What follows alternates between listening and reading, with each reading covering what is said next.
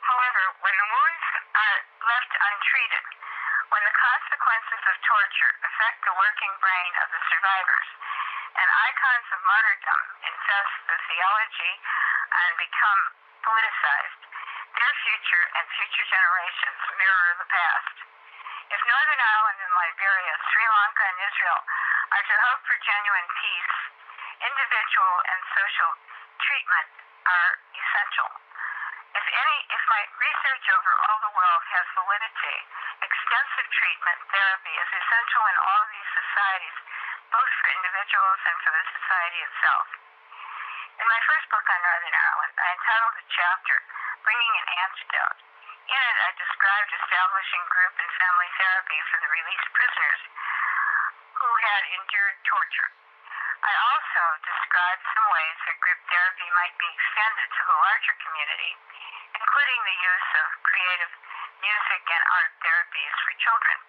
Some of these techniques evolved out of the work done by Anna Freud and Dorothy Burlingame in their special homes for children plucked from the war in Europe and from the cities in England under bombardment.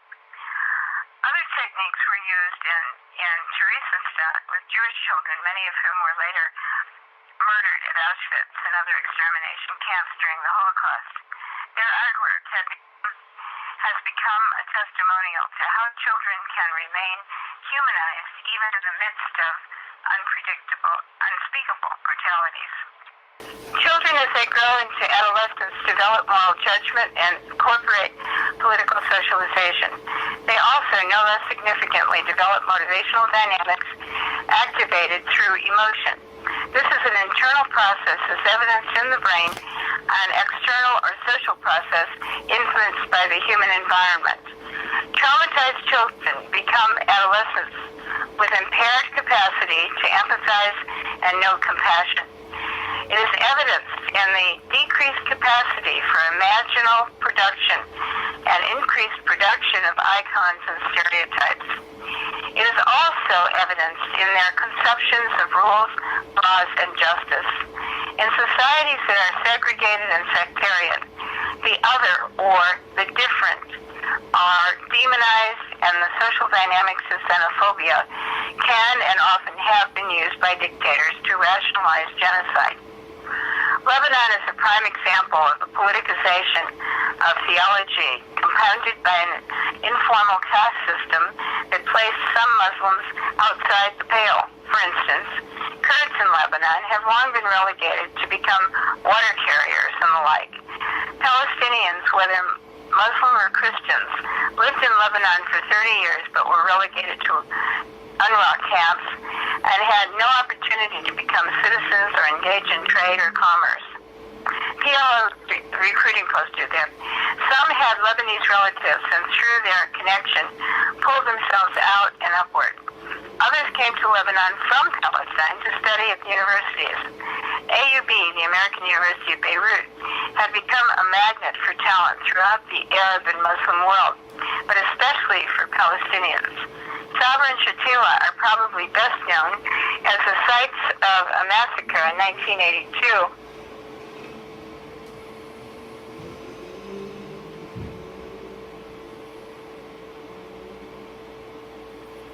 less widely known are the many massacres before and since on that enclave. Even less known are the many massacres on other Palestinian enclaves in Lebanon. Mia Mia is a very old town on the southern coast of Lebanon. For at least 400 years, it was home to Christian families. The children grew up exploring the seaside caves and finding relics of the seafaring Phoenicians from whom they claimed descent. Then UNRWA in 1969 placed a Palestinian camp adjacent to the town. It was an unfortunate placement. The Lebanese farmers felt they'd lost access to their farmlands, and clashes between residents were common. One day in 1976, the PLO took Mia Mia by force. While most of the inhabitants, old people, women, and children, fled to the west, a small contingent of teenagers with a small arsenal lingered and actively fought the invaders.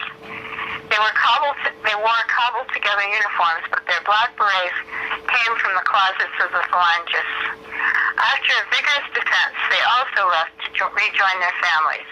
This kind of battle was repeated in towns all over Lebanon. The retaliation was slow in developing, but when it came, it was invariably a massacre of Palestinians. The demographics of southern Lebanon changed. Christians relocated in the perimeters of the country and overseas exile. In 1982, following the Israeli incursion beyond the Litani River, there was a long line of cars heading north along the coast road.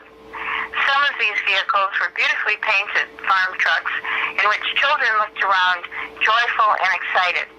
They were viewing the sights and returning to villages they'd heard about from their parents, who told stories of having been roused in the middle of the night with the PLO in pursuit. They had heard blood-curdling stories about that flight and how now they were about to enter the world of their fathers and grandfathers, many of whom were paramilitary followers of Bashir Gemayel. They sported pictures of their hero on lanyards hanging from their necks. They entered Darfur, yes, the same name as the Western Sudan. They were refugees and exiles returning to reclaim their homes. Darfur was a typically devastated village. The Palestinians' pots and pans, were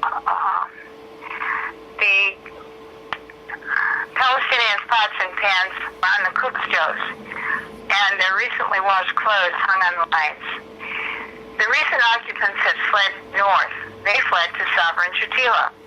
5 or 6 months later, Palestinian women and children would tell me that they were viciously attacked and whole families murdered by the Darfur Brigade. The southern part of Lebanon had long been poor agrarian farmers, in contrast to the Bekaa Valley, where the Druze were dominant. In southern Lebanon, the villagers were a mixture of Christian and Shiite Muslims. The latter were the poorest of the poor in Lebanon and bitterly resented the international attention and support given. Gotta stop. It went back again. Sure, I'll stop the tape. Okay, the southern part of Lebanon had long been poor agrarian farmers, in contrast to the Bekaa Valley, where the Druze were dominant. In southern Lebanon, the villagers were a mixture of Christian and Shiite Muslims. The latter were the poorest of the poor in Lebanon and bitterly resented the international attention and support given to the Palestinian refugees. With massive Iranian and Syrian support, a new party emerged to give a voice to the population, Hezbollah, Party of God. They provided all of the services and support institutions so long absent from the government agenda.